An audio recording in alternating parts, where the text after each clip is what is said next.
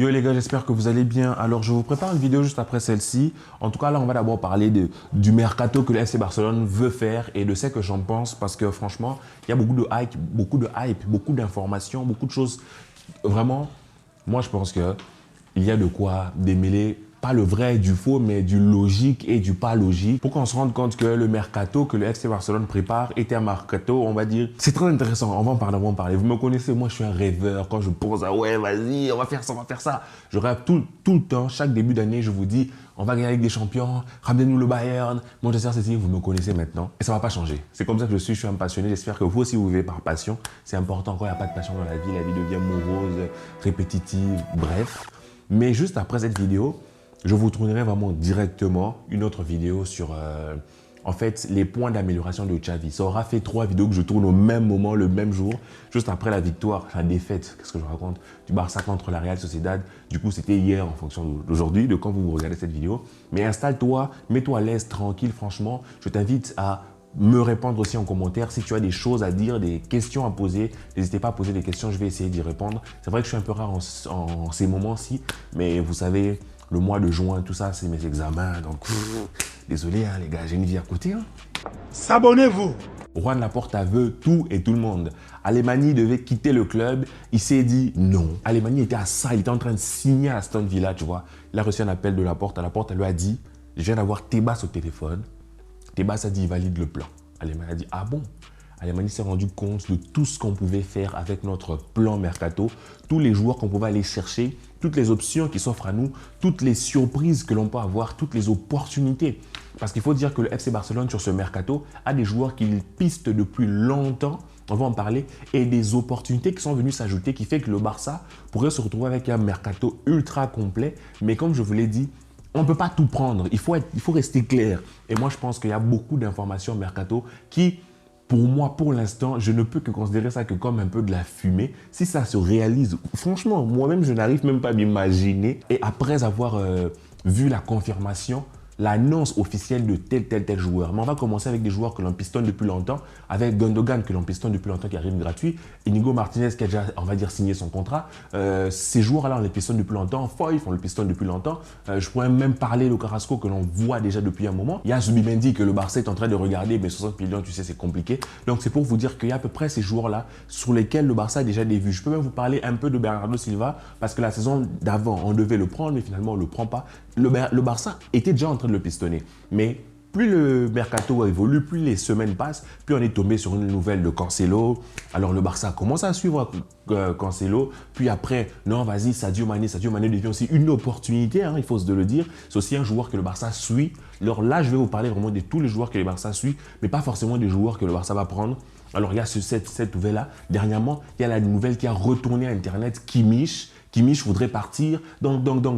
Et peut-être Bernardo Silva, il a fait un discours, il a dit que ouais, on ne sait pas, voilà, il veut d'abord jouer à la finale de Ligue des Champions, après on verra. Donc ce serait potentiellement Kimmich, Bernardo Silva, Gundogan, Foyth, plein de joueurs qui viennent de partout. Il y a même Ruben Neves de Wolverhampton qui va arriver au Barça, en fait, par contraste, ils vont faire des blanchiments d'argent avec Laporta, histoire de récompenser un peu Jorge Mendes pour tout ce qu'il fait avec nous.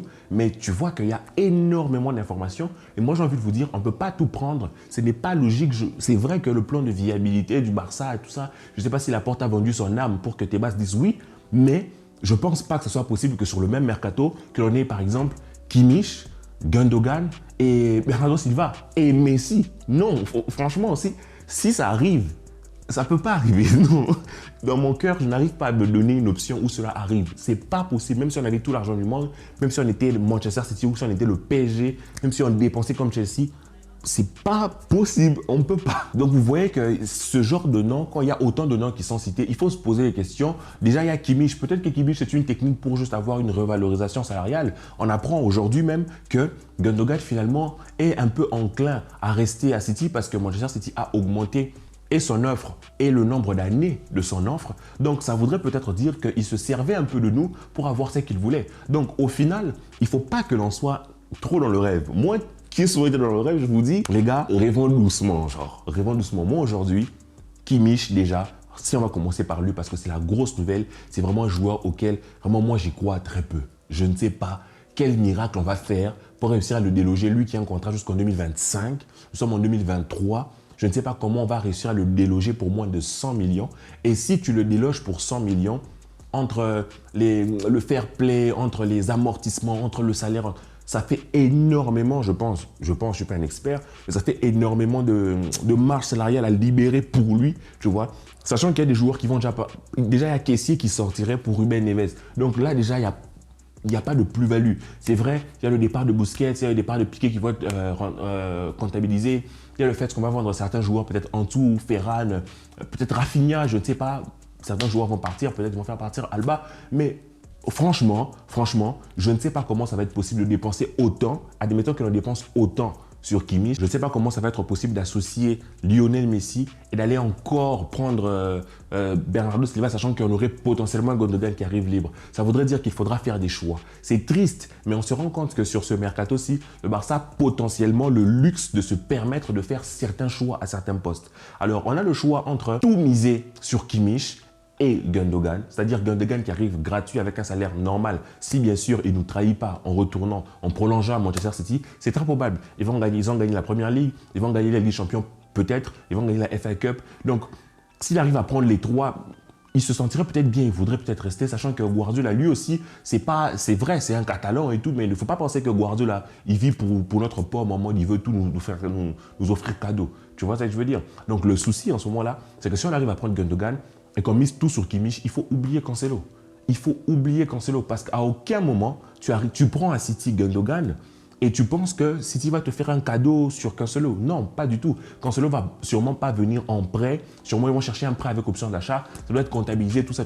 Et ça va revenir à combien, on ne sait pas. Sachant que Kimmich, il faudra l'amortir. Donc, je pense qu'aujourd'hui, le FC Barcelone a beaucoup d'opportunités, mais pas forcément les capacités financière et aussi sportive de tous les prendre. Parce que même si tu prends tous ces joueurs-là, tu les fais jouer comment? Je vous rappelle qu'il y a un jeune, Florian Wirtz, qui est très fort, qui est pistonné par le FC Barcelone et qui a comme agence Deco. C'est vrai que Deco, qui va commencer à travailler avec nous, FC Barcelone va abandonner son agence, mais ça reste le même travail. Deco peut toujours le faire venir. Donc, au milieu de terrain, on serait totalement bouché.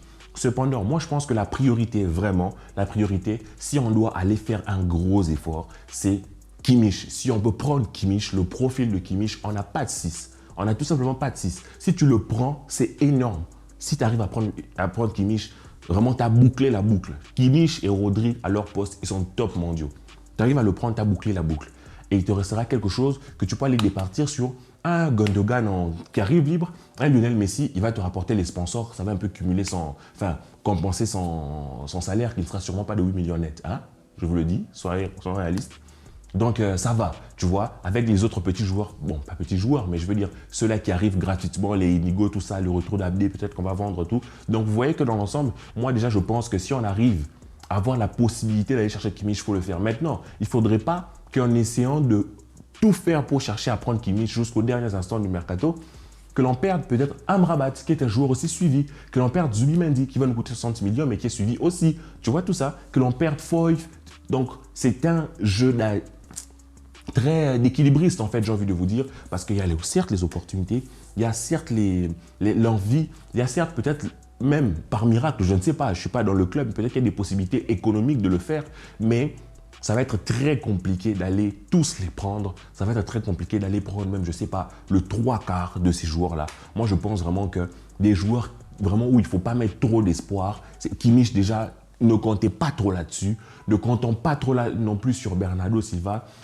Ces deux mecs-là, ce sont des mecs qui vont être très difficiles à faire bouger. Parce que si tu arrives à prendre déjà Gundogan de City, si tu vas aller négocier pour Cancelo après, alors penses-tu que City va te libérer Gundogan, Cancelo et Bernardo Silva? Ils n'ont qu'à te donner De Bruyne et Haaland aussi, tant qu'ils y sont, pardon. Donc moi, c'est vraiment une nouvelle avec laquelle ça me hype tellement, rien que l'idée, en fait, même quand je fais mes compositions, j'imagine un double pivot de Young, Kimmich, c'est magnifique de voir avec un Pedri Gundogan, un Pedri Messi, c'est juste incroyable. Mais il faut se dire qu'on devra choisir. Peut-être devra-t-on choisir entre Gundogan et Kimmich, peut-être devra-t-on choisir entre, je ne sais pas, Kimmich et Joao Cancelo, c'est-à-dire entre un milieu de terrain et un latéral droit. Mais je pense qu'aujourd'hui, la priorité va vraiment être le milieu de terrain parce qu'on n'a pas de 6. Pour le latéral droit, il y a Julian Araujo qui est arrivé, le joueur qui est arrivé des États-Unis. Il y a Jules Koundé qui joue souvent à droite. Il y a Araujo. Donc, c'est-à-dire, il y a au moins des joueurs à ce poste-là, tu vois.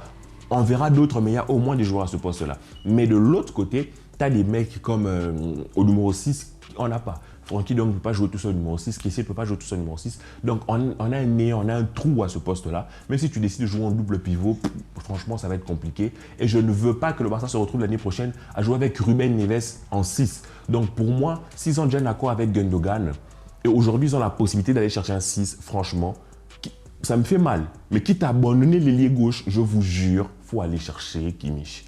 Quitte à abandonner l'ailier gauche, à vendre en dessous et tout ça, et chercher à ramener, je ne sais pas, le retour d'Abdé, qui vous voulez, je ne sais pas. Mais pour moi, si on peut aller le prendre, il faut, c'est une opportunité à ne pas rater. Peut-être on ne va pas le prendre cette année, mais l'année prochaine. Alors, il faudrait qui sur notre poste de numéro 6? Donnez-moi vos réponses. Moi, je pencherai plus pour Amrabat, ce qui va nous coûter moins cher qu'un Zubimendi. Zubimendi, on l'a vu, c'était un bon joueur, mais de là, aller payer 56, 60 millions pour lui, moi, je suis vraiment très hésitant parce que tu as les 60 millions là, tu te tues un peu, tu ajoutes 20 millions dessus, je pense que tu peux aller casser tout pour aller chercher Kimmich. Tu vois, plus des options et tout ça. Donc, ça reste à voir. Est-ce que Kimmich a vraiment envie d'arriver chez nous? Je pense qu'il a toujours eu de vue sur le Barça, mais est-ce qu'il veut partir aujourd'hui? Je ne sais pas, on verra. Mais c'est juste pour vous dire qu'il y a énormément de nouvelles mercato.